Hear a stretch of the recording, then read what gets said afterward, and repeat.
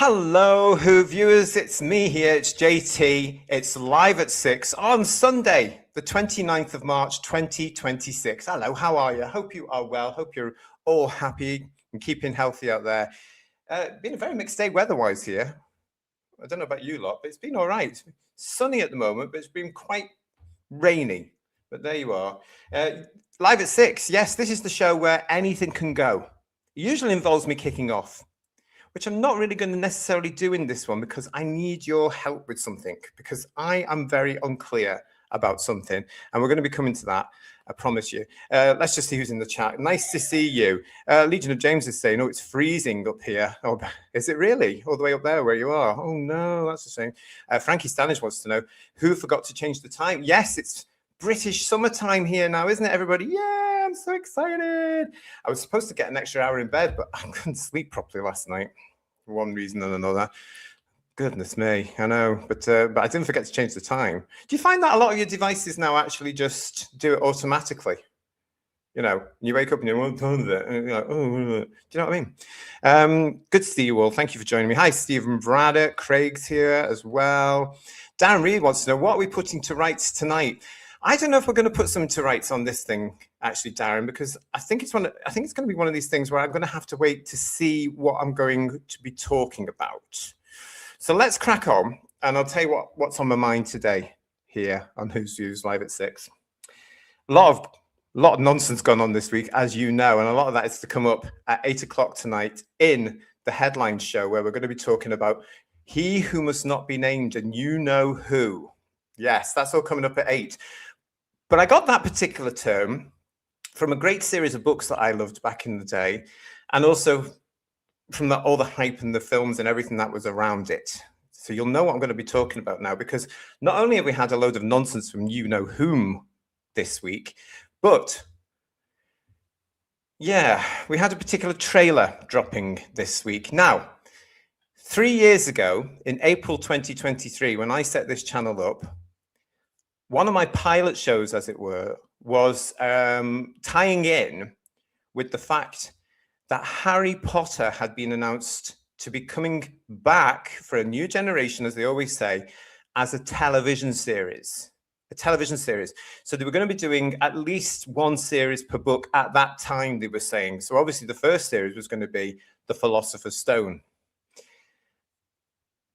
And I was talking about it at the time on one of my pilot shows for the channel, because I was just thinking, if J.K. Rowling is involved with this will be good. And now I'm wondering, how involved has she been? Because in the last 3 years, we've seen a lot of stuff. And the two big things I'm annoyed about revolve around casting. And I'm a bit sort of meh and confused about it all. I'm not excited. That's down to my age as well, Who viewers as well, because I know this isn't going to be for me. But there is a particular generation that are going to be interested in this, because they grew up with not just the books, which are more important than anything, but the books, but they grew up with the films as well.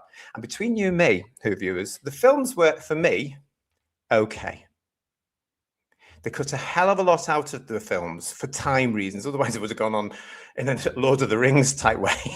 And you would have had millions of releases of the extended editions and all this. Yeah, so there's a hell of a lot there. But that's what got me excited as well, because I seem to recall they were saying that because they were going to do this as hour-long episodes, 10 episodes a series, I seem to remember, they could put an awful lot of the books back. So I was a bit pleased about that, because I thought, right, it's going to be what they're calling faithful to the books. And now I'm not. I just want to stress as well, I never liked the 3 leads in the original films. I was never impressed with those 3 leads. So I am very interested to see what the next set of 3 leads are going to be doing. Listen, and because I'm very confused, and because you're all joining me tonight in the chat, thank you for that. Matt Enspiel, Graham, thank you so much. Funky's with me. You're all there. Dystopian Nightmares there. Hello, nice to see you all. Dalek Shalom, hello. Who's saying Severus Snoop? Legion of James. Harry Potter, the series, has already made too many avoidable mistakes, but I do worry about the kids from certain visceral backlash. There's a hell of a lot, isn't there, everybody, that could go wrong with this. And you'll understand why I'm now at this position where I saw the trailer. And if it hadn't been for 2 things that made me go, Rah! I think I might have quite liked it more than I did. Steve Braddock. People behind Harry Potter, Star Trek, and Doctor Who are all calling us haters and ists. No, we're just fans telling you how you're doing it wrong. Yeah, exactly. We know that, don't we? And we're going to be talking more about that in headlines tonight as well. Hi, Andy. Nice to see Andy. I've got two people joining me for this edition of Live at 6, everybody, that are that generation that grew up with the books, that are that generation that grew up with the movies, and do have, I would say, more of an investment in this interest-wise than I had, because I'm a couple of years older than both of them. I'm delighted to say that joining me here on Live in 6 tonight to discuss this is our very own lady of the chat. Kirsty is with us. Hello, lovely. Hello. Oh, you're looking fab. Freshly washed hair. Same here. Yeah. Also joining us, Kirst, is the one and only Golden Age Geek. Hello to you, sir. Hello. Hello. Oh, listen, you two. I am so pleased that you two could come and join me for this, because I am actually and you know, after all my, as I say, back in 2023, I was sort of like, oh, this could be very good. It doesn't look to me as if J.K. Rowling's got any involvement with this, because they seem to be changing everything. And it said on the trailer, did you notice, based on the...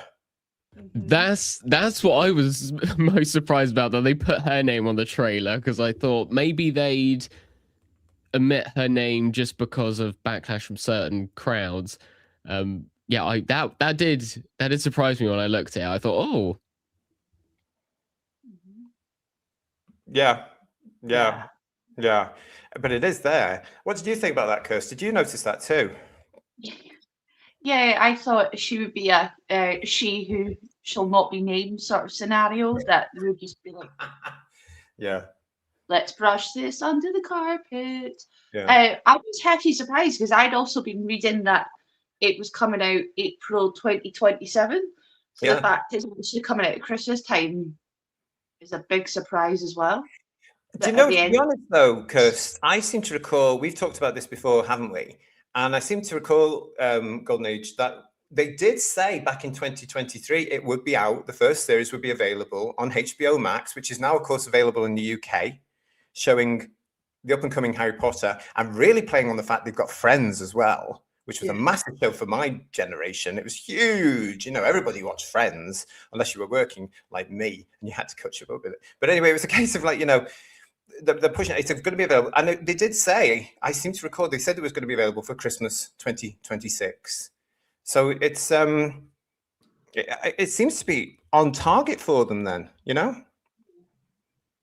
Well, out of all the 2027, so the fact it's Christmas that they're on target, that's a good thing though. That's a positive. Yeah. And out of all the installments, Philosopher's Stone is the one that does lean heavily into the holidays, so it does kind of make sense that this is beginning in Christmas. The first film in particular has a very family Christmassy feel to it as well, and there's a whole segment where they go into the festivities. They've also said now as well, I don't know if you saw it this week, the both of you, but they've also come out at the back of the trailer, ignoring the certain ridiculous element about it, you know, the idiots. They've come out and said it might not necessarily go as a series every year now.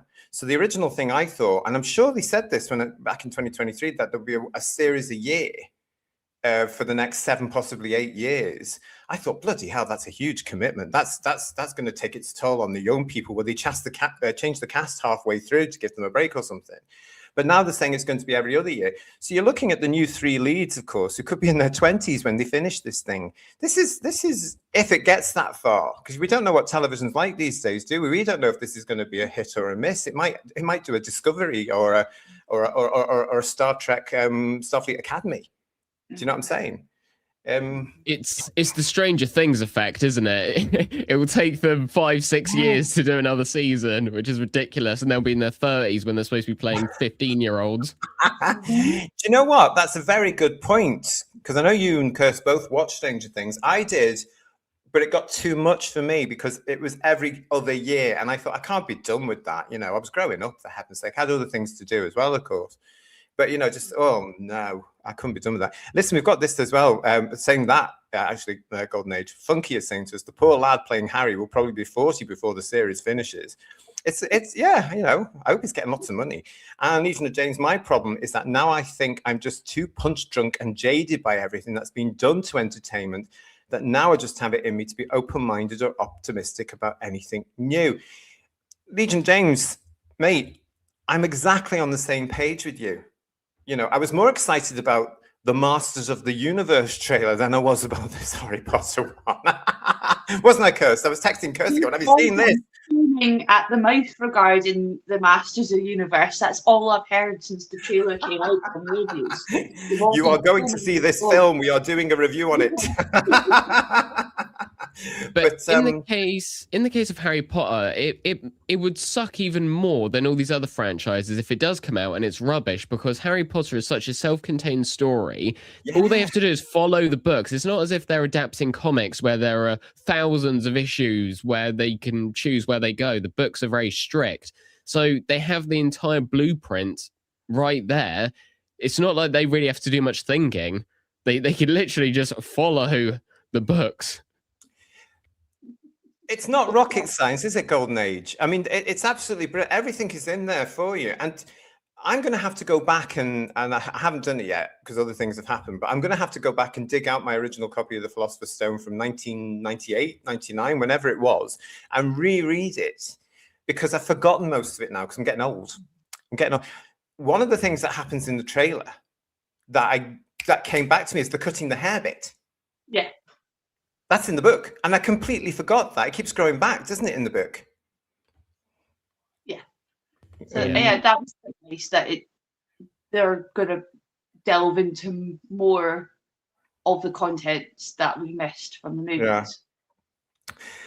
I'll tell you what we'll do now then, as we can get into this a bit more. Let's refresh our memories a little bit, everybody, because if you haven't seen this, you won't know what we're talking about. You will know, of course, what the phenomenon Harry Potter actually is.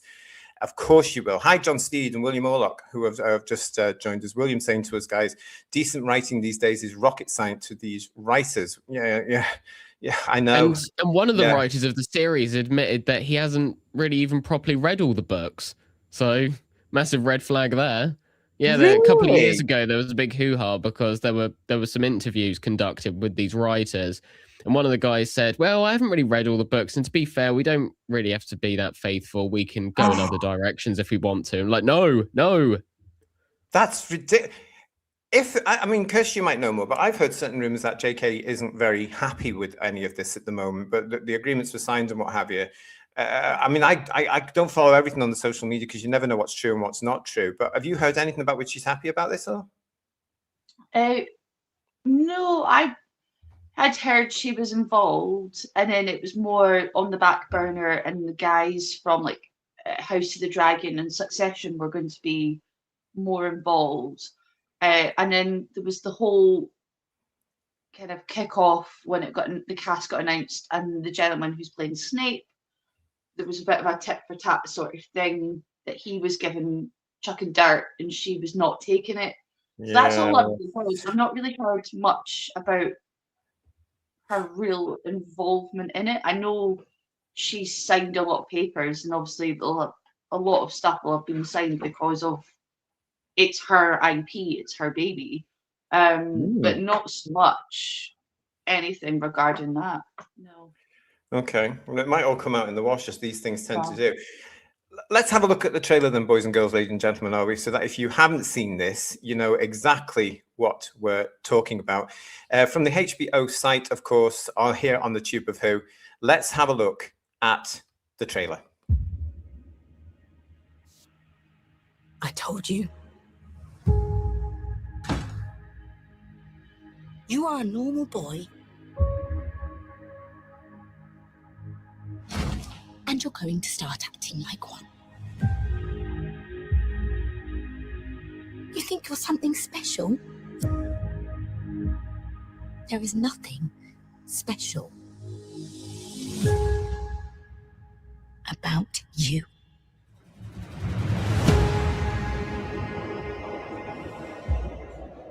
I've always wanted to know about my parents. Your parents were the kindest, bravest people I ever met. They were funny and clever. And they stood up for what they believed was right. The next time I see you, we'll be in Hogwarts.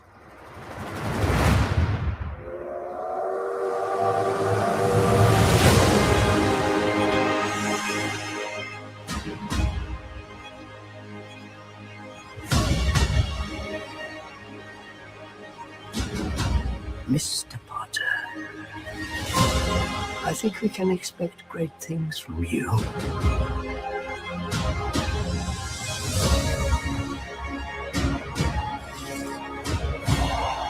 Let's see who you are.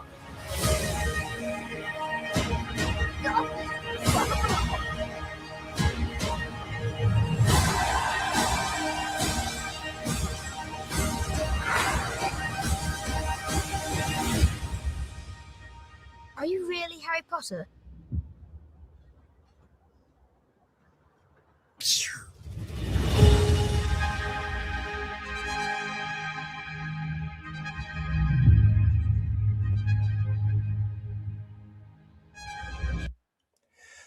Okay, so there we have it from the HBO Tube of Who page. That's the trailer. If it wasn't for two things in that, I would say that was actually quite a nice teaser trailer, because as Golden Age was saying, you were saying to me before we came on, there's bound to be more in the run up to Christmas, and they do this now, don't they? You know, we know there's going to be more for Masters of the Universe, for example. There's going to be more for Harry Potter. But I'm still, guys, still a bit sort of, I don't know. I don't know what to make of this because of these two elements of casting that I just don't like. Yeah, overall, I think it's a fairly decent trailer. I'm not sitting here shaking with excitement, but it's a decent trailer. It does the job. It gets people talking about it. And to be fair, I have seen a lot of people being very hyped as a result of this trailer. So it has done for the general public.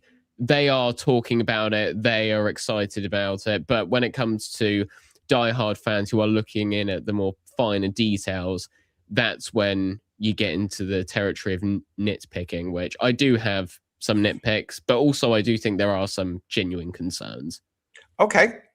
Tell me all about them. Get it off your chest right now as part of this show. Let's see what Ghost makes of it as well, because it might tie in with what I'm saying. The trailer is nice as best, says Matt Enspiel. One of the things that got me, that I have to say before Golden Age starts telling us about this, is I'm more excited about the fact that Hans Zimmer, the legend, the myth, is doing the music for this, which is fantastic because it means another album, because I love his music. I can listen to his music for quite a while. His theme tune for Wonder Woman still gives me the goosebumps. I love it. Anyway, go on, Golden Age. Tell us everything.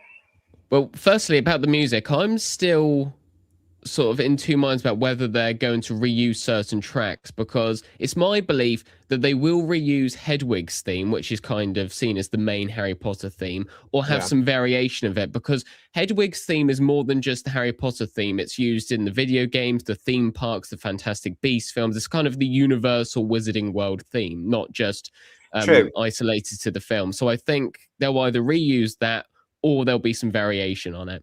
But when it comes to the trailer itself, I've seen a lot of people in the chat saying the same thing, is that it does look very dark. And when I first started watching it for the first time, earlier this week, those first 20 seconds, I thought to myself, am I watching like a BBC crime documentary? Because it has that very washed out grayscale cinematography to it, and it is a little off-putting. Now, to give them the benefit of the doubt, if you look to the first trailers for the Philosopher's Stone film, the color grading and lighting on that is very different to what the final product is. So they could, in the next 9 months, do some tweaking, in the post-production process, actually make it a little bit different. But I said this to you when you were doing the Sarah Jane Adventures review a few weeks ago. All entertainment now seems to be devoid of any color. Everything looks dark, depressing. I don't really like it. And for a property like Harry Potter, you want there to be a lot of color. You want there to be lots of bright lights to make it feel magical. It's supposed to be a fantasy show. It's not supposed to be, as I say, some crime drama. So I really hope that we do have more of that. I want to, and the thing is that as I was watching it, I thought, okay, when we get to the actual Hogwarts part, then you're going to see a lot of light and a lot of colors to show the contrast between the two worlds. But there's not really much difference between them. And I hope that there is, because you, as a member of the audience, should, as you're following Harry in the real world, think, okay, this is his depressing life. But then he's going to walk into this magical world and it's going to be much better. And the visuals don't really reflect that as much as I thought. But I will say, for the main guy playing Harry, dare I say, I think he looks more like Harry than Daniel Radcliffe. You can dare say that on this show, because I never liked Daniel Radcliffe, and I certainly don't like him today.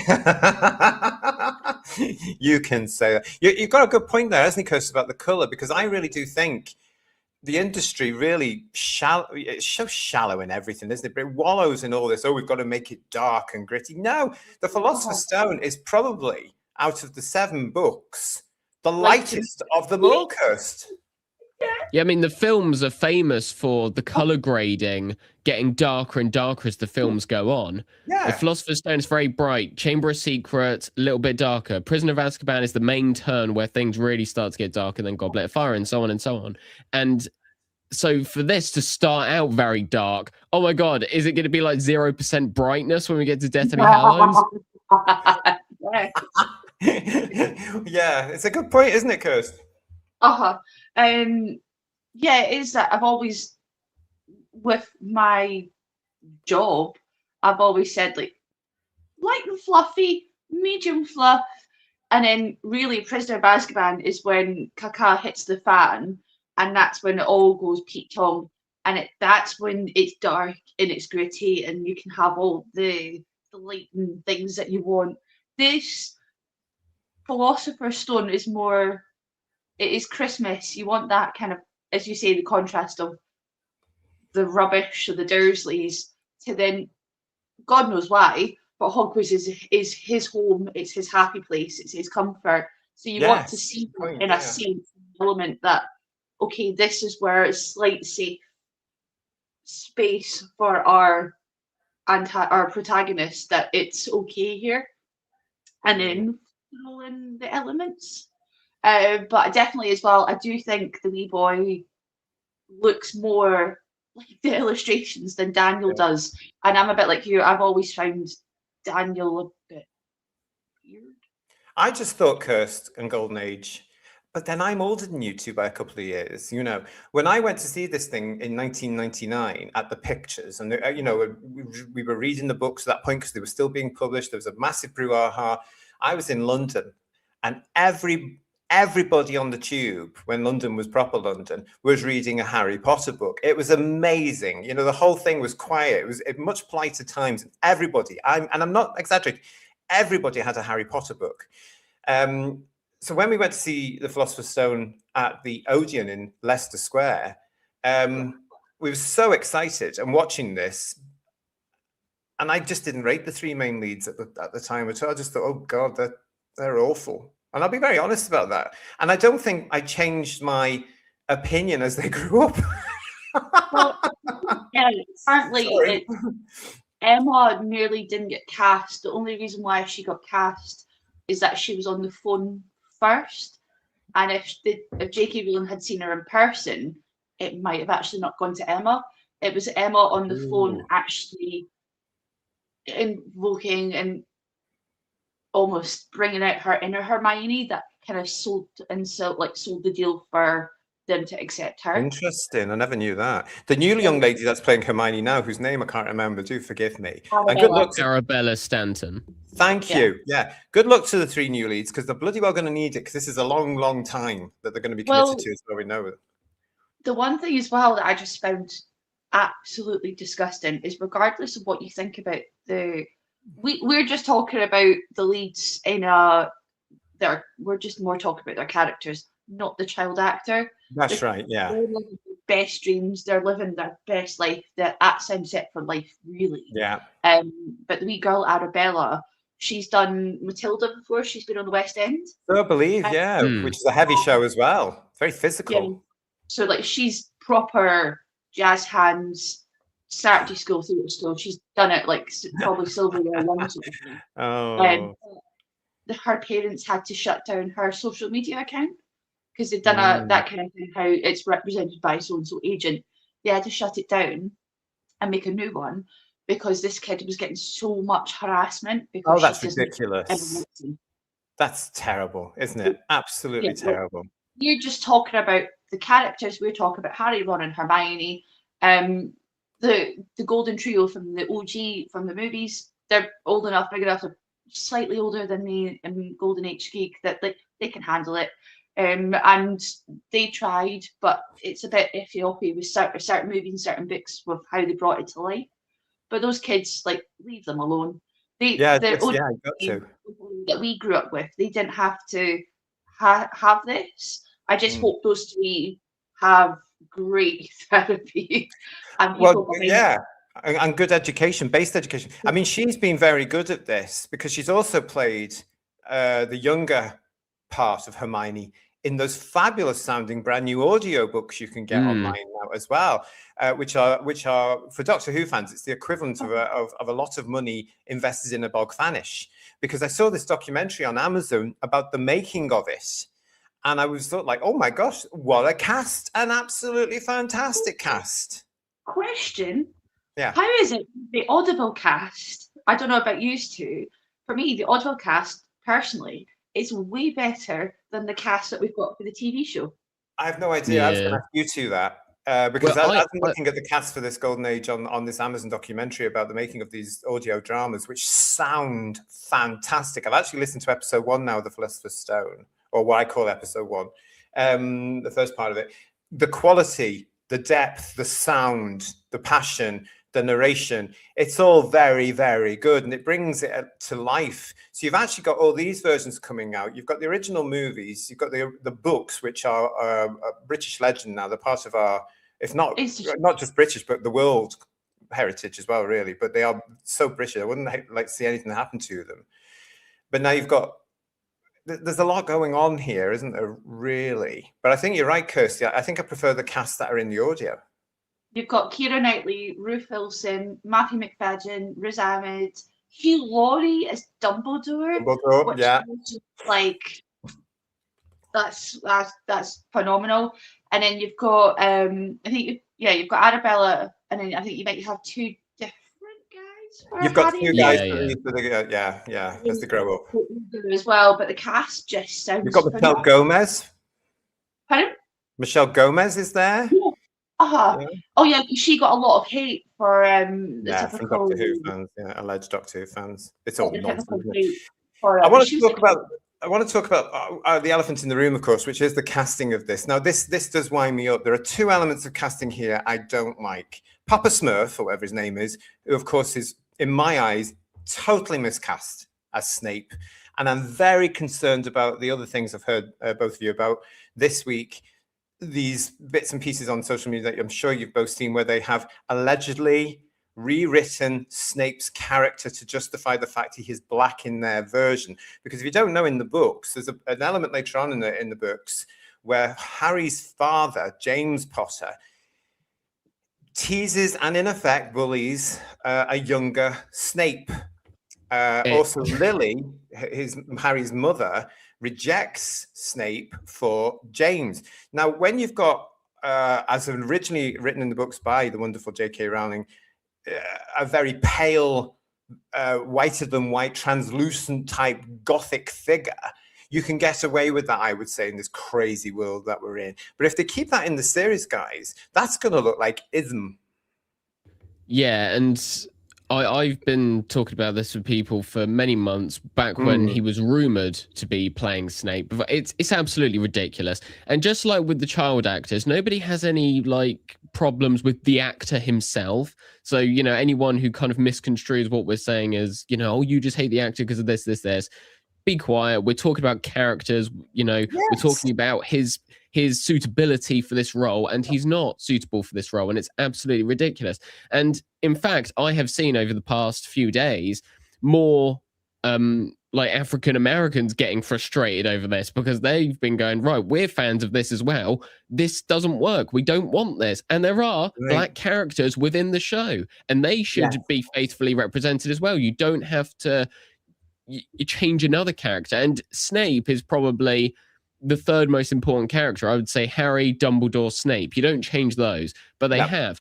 And and also, here's another thing as well. Just like with Ncuti Gatwa as the Doctor when he was announced, and people thought of the most stereotypical ways they could portray his character, considering who Ncuti Gatwa is, they've made this version of Snape even more ridiculous than I thought.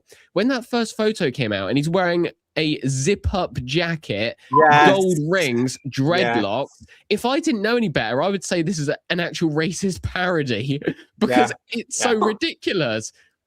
The amount I love a good meme. I live for memes.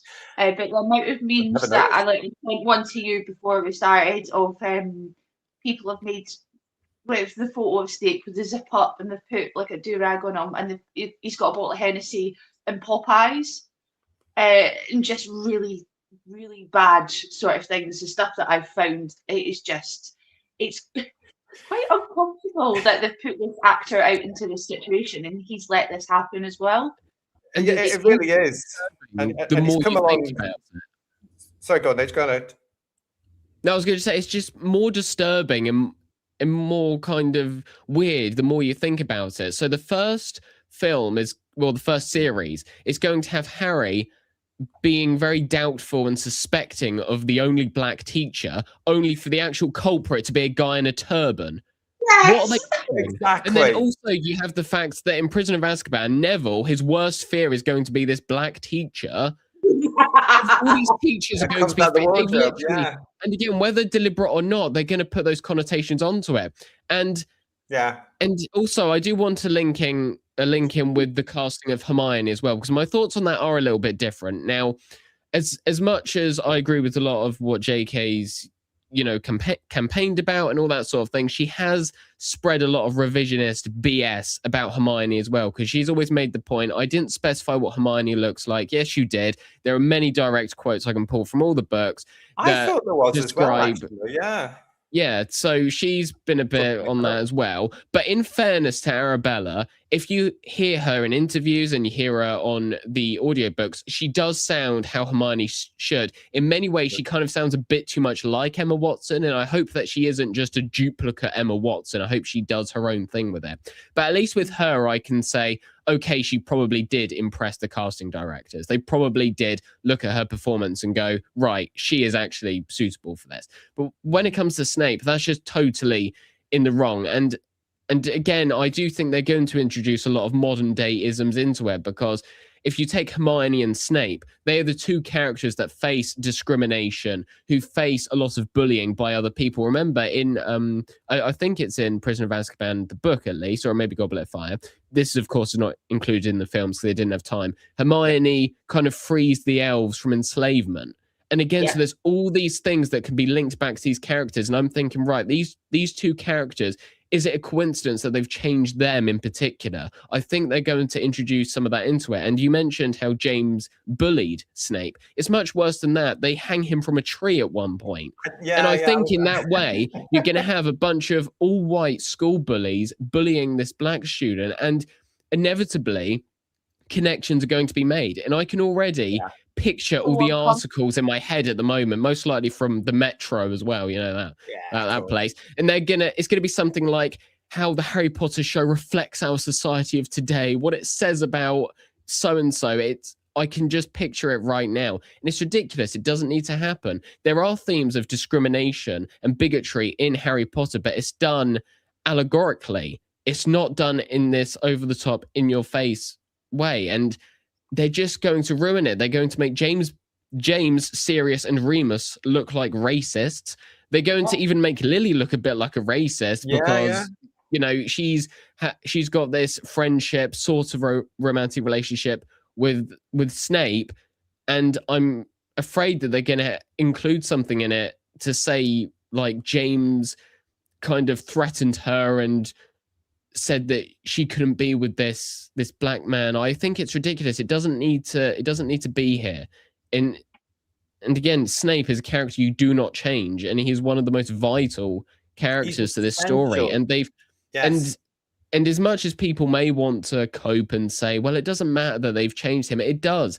Whether these changes are reflected in the dialogue or not, his dynamics with other characters are going to come across so different. And in Half-Blood Prince, the big twist, this teacher is actually an evil one who's betrayed. It's just, the more you think about it, the more it just is an absolute joke. And as I said, it's almost as if an actual racist has orchestrated this, because when you look at it and the effects it's going to have, it seems more racist than actual anything positive that can come from it. Now you've said that, you've made me actually think about it more, because in that sense, because I just think I now actually think they are going to change some of this story in the books. It's not going to be what they said it was going to be 3 years ago, which was the most faithful adaptation that was ever going to be televised. And why am I already starting to feel that this could be a massive and another expensive Hollywood flop after the first 2 series? We've got to point out as well that only the first series is apparently in the can at the moment. The second series hasn't even started yet, but they would have started on post-production of it if they're going to start, getting it done. But they've spent a lot of money on this thing. They've set up the new Hogwarts sets. They've set up Privet Drive. They've set up a new Hogwarts Express. I mean, a lot of thought and time. And again, the amount of people that have gone into this to make this look good and be good, and it's DEI all over again, and it's unnecessary, because you're saying Golden Age as well. It's all there in the book, and these things were actually quite progressive at the time. But you know what? From my point of view, as someone who's older than you guys, when I was reading this, because of where we lived at the time in British society, especially, we didn't see it because everybody was equal at that point. It's the progressives that have ripped all that apart and taken us back. I remember just reading this. I remember seeing to see the films and just enjoying the book and enjoying the film as well. And not seeing any of the labels that we have today. Now I see everything because of these alleged progressives. I love what Marine Boy said to us here as well. For one who's never read nor watched any previous Harry Potter for a number of reasons, what I saw in the trailer was competent. But I still won't ever watch it, though. And Dirty Davros, good to see you with. The loony left can't help themselves. They make things worse every time. They go fix what was never broken. Yes, we see it all the time. This is just the latest one, isn't it? And hi, Bedouir. Bedouir is with us saying, have they cast Lily and James yet? Well, they must have done, because have they not cursed?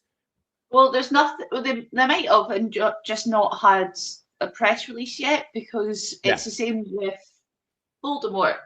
That apparently it's under lock and key, but we'll find out when we get to it. They must have cast Lily and they must have cast Lily and James, though, because of the Mirror of Irized. Yeah. And when it comes to Voldemort, a lot of people have been saying that they don't necessarily need to cast Voldemort until Goblet of Fire, because he doesn't make his proper appearance until then. But this ties into something which I think the series can do even better than the films. One of the only things that they could do is continuity. Because in Philosopher's Stone, the design for Voldemort on the back of Quirrell's head is different to how he actually is. And remember, when the films were being made, all the books hadn't come out yet. So they were still kind of thinking, right, we can't really do too much because something may change later on in the books, and we're going to have to adapt that. And if you think back to the films, Hogwarts in the first 2 films is completely different to the films afterwards. The geography changes. And with this series, they can actually establish a continuity. And also, I think in some ways, you can have characters like Luna, Lavender Brown appear in such a way where they're established. And then it makes sense when they do stuff further on. Because when you get to Order of the Phoenix, the film, and Luna appears, and no one really knows who she is, you're kind of thinking to yourself, how have you not noticed this girl before? How have you not talked to her? How don't you know who she is? So with this series, they can actually make it a bit more consistent. Hogwarts can be the same. Characters can know each other from the off. That's one thing they can do better. Yeah, you're right. You're absolutely right. And you've got a massive point. I mean, JK was giving them little pointers, wasn't she, when they were filming the films? And Steve Close was doing the screenplay, but she was going to tell them everything because she wanted to sell books. And one little leak would have ruined the entire set of books, because that was the big thing. I remember queues of people on the day these things were released. I remember midnight openings for these books, I remember going to Borders, because we used to have Borders bookshop in those days. I would go to Borders on the day of release after work to get it, and I'd still have to queue. for about 30 Well, minutes or so. one point in time, so it happens more in the States. It was called the Harry Potter drive-bys, that it was coming up for the Half-Blood Prince coming out, and the books had been leaked on like Reddit and 4chan because the internet was an easier place back then just to find a source. So Right. people were driving along to different kind of bookstores in the US, and it happened to us here in the UK with like your Borders and your Waterstones and other bookshops that are available. People were queuing up, and these naughty people had gone onto all these sites and they were reading all the points of what was going to happen. And they were Really? this happens on this page, this happens on this page, or doing two truths and a lie sort of thing. And you hear people in footage, because there's so many different videos of this and how long it went on for in the States and the UK, that because it was called the drive-by, it was like metaphorically these people had been shot in the heart, and you're just hearing these screams of people going no. And so that's like, as you say, like that's how much of an institution it was, that we had like the 9 a.m. releases, the midnight releases, and it was, they had countdowns on kind of breakfast shows. We were talking about it at school, and it was someone in my family as well. Like my dad was waiting for it to be released so he could get the next one. Yeah. For institution that, and as well with the job that I have, I get to meet everyday folks from around the world, from Australia to Japan to, I had this morning the Lake District, from around the world. And it is quite interesting. I've always enjoyed asking, like, what are we feeling about the TV show? And then now this week I've been able to say, like, look, did anyone see the trailer that I dropped? And it's interesting that it's not just folks in the UK going, well, got a lot of States, a lot of folks from like Europe and Asia continents going, it's going to have to be a track. This is the point. I mean, what you're saying here basically is Harry Potter is one of those unique franchises, and I hate that word, but it's true, like Doctor Who, like Star Trek, like Star Wars, that you should not tamper with. And you get all these new people coming in, especially with that Hollywood far left nonsense mentality, who insist that they should because they know what's better for us. But what you're doing here, I mean, you're illustrating it beautifully. You've got all these people, fan bases, concerned about this. And I know Golden Age is saying you've seen a lot of them who are hyped for this now. I'm just upset, I suppose, that I'm not necessarily, because of that particular casting, but I also have to mention at this point as well, I am not happy about the casting of Dumbledore. I don't think John Lithgow is going to be any good. And he's alienated me even more over recent weeks with all this crap against J.K. Rowling, because he's obviously just jumped on a bandwagon and he's not actually looked at what she said. There was nothing controversial. There was nothing anti-transphobic in what she said. And they've just jumped on this bandwagon. So he's really annoyed me. I like the look of what they've done with him, but I would have liked to have seen a British actor in there as well as, you know, it just annoys me. The one can't that he's sitting on his high horse, because it's not as if he's struggling to find a minimum wage job that he's having to do whatever. This guy has been working for decades. He's got enough money that he could probably make napkins, bills, or wipe his ass with it. Why, as he said yes to his agent or whoever that's putting forward to this, and he's got it, if he's not liking the source, or he's not liking someone who's the person who's created it, don't do it. There are other actors. I personally don't think as well. I thought the looks were quite nice, and I've seen drone footage of him with Flamel. He looks quite cool. Quite liked him in the trailer with how he was dressed and the hat and whatnot being outside. Looks like the book. Yeah, looks like the book. Yeah, the original books. I think though, with going back to the Audible, you've got Hugh Laurie, an absolute British icon, from comedy through actual kind of serious drama. He's amazing in The Night Manager and other stuff that he's done. But also he's over in the US that he's done stuff, so it's easy for the audience. Why? Honestly, Right, you've got. I actually had been saying as well, and I'd said to folks when I've had tours that actually are Doctor Who fans, I'm like, yeah, I could have been partial to Capaldi doing this. Oh yeah, he would have been fantastic. We've said that before, haven't we, on one of our shows? Capaldi would have been legendary in this role, and he would have just flown with it and made it mysterious and exciting and beautiful. So Peter Capaldi would have been superb.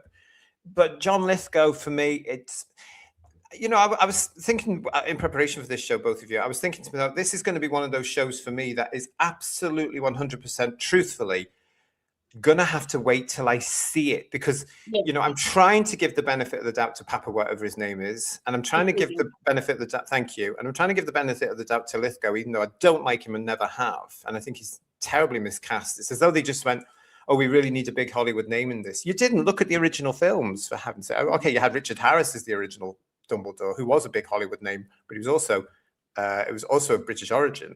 But it was a case of, like, you know, were they that? I mean, did they bother? Did they bother to cast around? I don't know. It really is, isn't it? I think going to be one of those things where you're going to have to sit down on whenever they do this on HBO Max UK and wait for the episode, I guess. I don't know. And despite all the controversies, I do think that the first episode still has the ability to break records. I do think it will be one of the most streamed episodes of anything of all time, because for anyone in the chat, and there has been a lot of this talk that, you know, people in the chat may be above the target demographic, they may not be within that range, but just speaking from experience, and I'm sure Kirsty will you know, back this up, Harry Potter for our generations is what Star Wars was in the 70s and 80s, what those big blockbusters were. Like, everyone knows about it. If you speak to anyone our age, they will have memories of Harry Potter. Even if they aren't the biggest fan, they will go, "Oh, I remember seeing that film. Oh, I remember I read that book at school." It's massive. It is a huge part of our lives. So I do think that despite everything, this will have a lot of attention on it, at least. It's going to as well. But the other thing you've got there, going, and you are, of course, absolutely right, which is why I'm delighted that you two can join me here, because we are different generations. But the other thing is that you actually had my generation who were in their 20s and early 30s when this thing came out. And we just took to it because it was fresh, it was novel, it was the writing was fabulous. She still writes beautifully today with the strike books. Massive fan of the strike books. I love them. I even quite like the adaptations that are shown on the BBC these days. So you've got all of us that will come to this, because the beautiful thing about Harry Potter, as I've illustrated to you guys, is that when the books came out, all ages were reading them. I remember that they actually Bloomsbury produced, they reprinted the Harry Potter books with adult covers, which were very sort of symbolic, black, hardback, you know, gorgeous little things. No booker wanted them, because we were all quite happy with the kids' books, you know, with those original beautiful British book covers. So you never saw anybody reading the adult covered versions. It was the same book, just a different cover. But I think they will come back, because they possibly will have children of their own now. Yeah, you know, that's what I mentioned, like on my tours as well, that it used to be at King's Cross, there was always an event on September 1st that people, not just in the UK, around the world, around the world would come and celebrate that it was the first day of the new term. But they've stopped doing that. They stopped doing it last year and the year prior. Did they? That's a shame. Because they say it's too busy. But when King's Cross, we weren't busy. And that's what I say to folks as well, and it's the truth. These books and the movies as well, it's love, it's art, it's friendship, it's nostalgia. It was for me, I don't know about you too as well, like the first ever memory I have of being like read to is the Philosopher's Stone. That I had the flu and I was like puking my guts up, and my dad's like, "Well, I ain't going to bed." And I just remember being that small that I was like curled up on my dad's lap, just being like, and my dad's reading, because he's like, "I ain't going to sleep, so I might as well get this done and like finish this off, because I'm enjoying it so far, and I'll get peace and quiet if you're barfing." It's love, it's friendship, it's nostalgia. It's now like golden age, and it's our age group that are growing up and maybe we're reading it to nieces and nephews and children now and showing it. And that's what I see at work as well. And it's lovely because that is art. But I am just waiting, and I know it will come, that especially near Christmas time, there's probably going to be articles out saying, like the Metro and whatnot, that this isn't for us. Oh yeah, God, that hadn't Yeah, thought it's of going to that. be more of that nonsense. It's not for you, even though we said we're going to make this for you. Yes. We want, you know, you were going to make this to rectify everything that was left out of the films. So it's absolutely ridiculous. Going back to casting, one piece of casting that I remember when I heard, I was like, yes, because I've said this for years whenever I've had discussions with people about who could play certain roles if they were to do it again. Nick Frost as Hagrid. I remember when I heard that, I thought, yes, because I've always said Nick Frost would be a good Hagrid. Now, having seen the trailer, I think he's got the look down. I don't like his voice. I think it's too high-pitched. Hagrid needs that roughness to his voice. Yeah. You know, what are you doing here? Get out of my house. Whereas Nick Frost, he's too high-pitched. I think they need to lower his voice a bit. I know what you mean, because Hagrid's a big fella. He's supposed to be a huge, massive, big fella, isn't he, compared to humans? And it needs to be deeper, and it needs to have that really rough, gruff edge, because he is rough and gruff, isn't he? Yeah. Yeah, he's supposed to be the hands-on caretaker who does all the physical jobs. Yeah, and his fascination with all the what I would call monsters, but they are, of course, other magical creatures, aren't they? Oh, and you mentioned creatures. You did mention that like hopefully this series actually goes through all the seasons. They don't just cancel it, because that would really annoy me if they were to get to like Goblet of Fire and then cancel it. Now, and the Wizarding World is not immune to this, because I don't know about you two, but I actually quite like the Fantastic Beasts films. I love the first one. I did as well. I did. She didn't. I did. I'll defend the second one. I'm not defending the third one. That can go in the bin. But I was really annoyed when they cancelled that on the third installment, because they said, right, 5 films. The third one doesn't finish the story, and now it's supposed to be done. That irritates me so much. So I'm hoping at least they actually follow through with this. I must admit, Gordon, I agree with you, because I really got into them as well. I was one of those people that went to the cinema, and I can understand why a lot of people went to the first one, then didn't go back, because it was original. There was no book for them to read from, really. I liked that because I didn't know what was coming next. And I thought they looked fantastic. I thought the acting was fantastic. Although, again, I have a problem with the guy that's in the lead. What was his name? Thingy, what's it? Eddie Redmayne? Yes, that's it. Simply because I think I just don't rate him that much as an actor. I think he's got this sort of willowy, waspy, limp-wristed way of doing things that I don't like.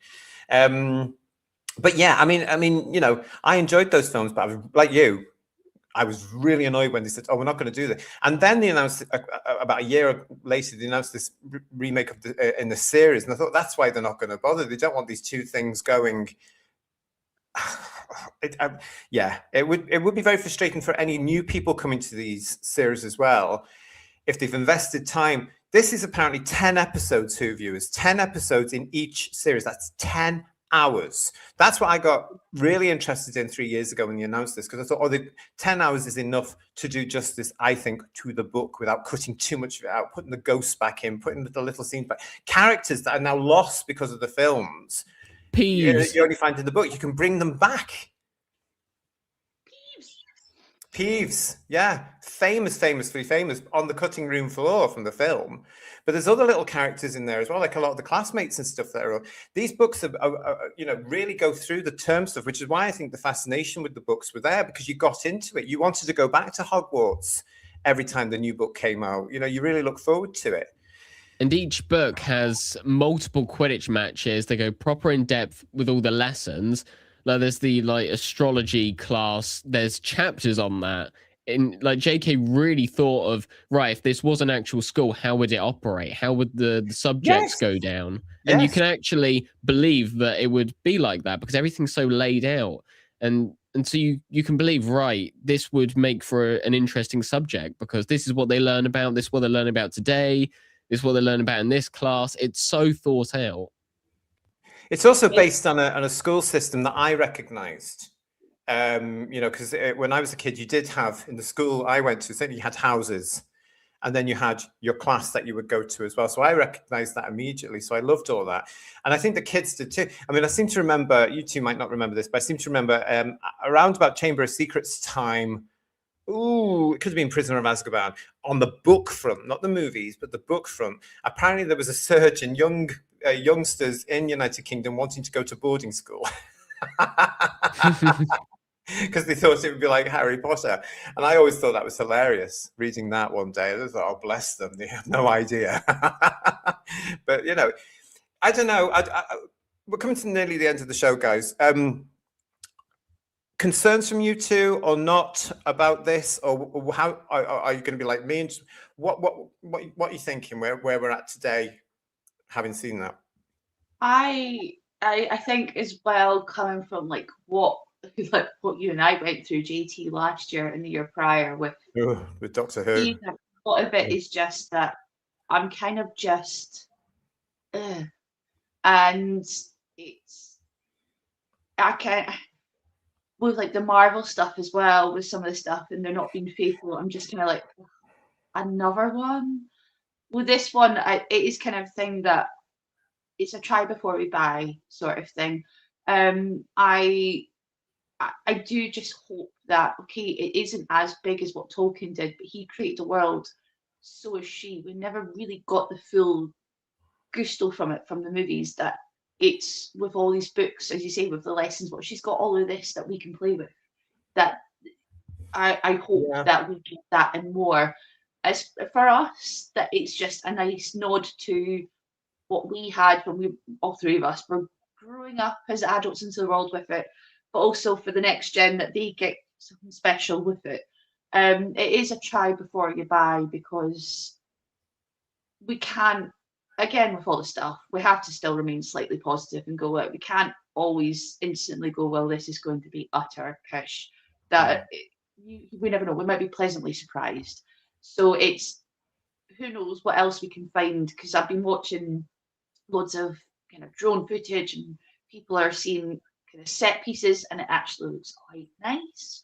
But it's kind of going to have to be try before we buy, see what happens, and then they'll know, because the streaming, we don't know yet if they're going to drop all 10 at our winner. We don't know closing. I hope it's a weekly thing, because the binge model can suck, but as a weekly thing, and they'll know straight away that if they drop a first episode, and it will be, as you said, Golden Age, that there'll be so many people watching it, they'll break the internet, that if it sucks, they're going to know, because it'll just go.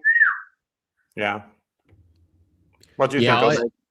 I'll definitely be watching this. You know, Harry Potter is my second biggest love, right next to Doctor Who, so I will be giving this a lot of investment. And again, from the trailer, overall, I'm like, okay. You know, I don't feel as excited as I thought I would be.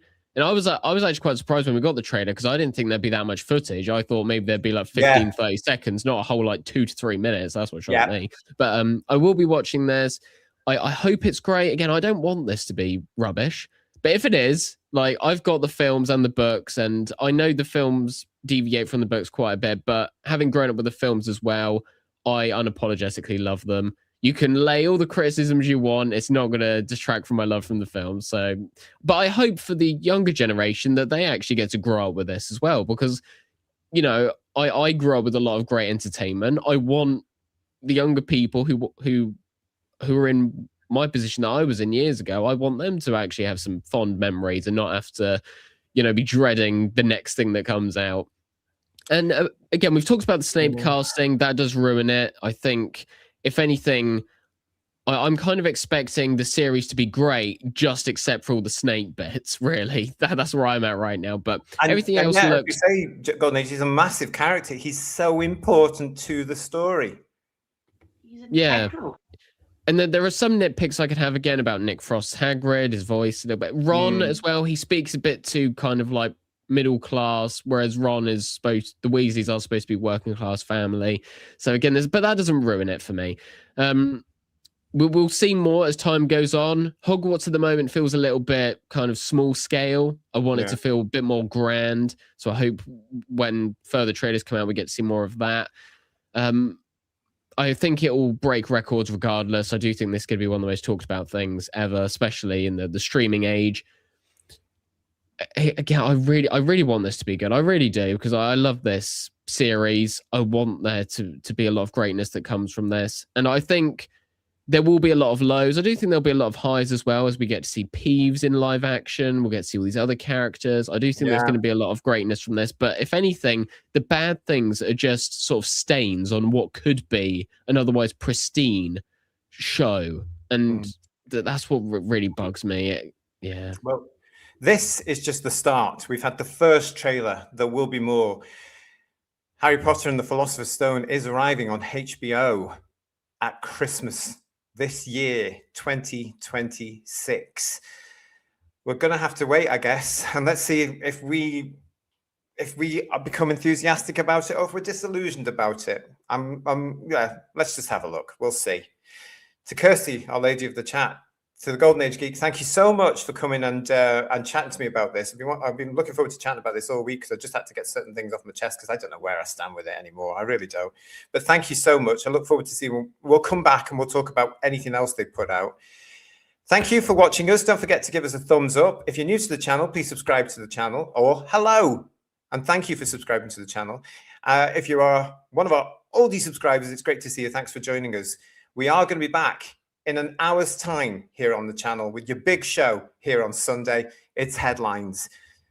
I'm going to go and get myself a cup of tea and get ready for that. I'll see you all very soon. Curse, Golden Age, thanks very much. I'll see you all in an hour's time. Ta-ra, everyone. Bye. Bye.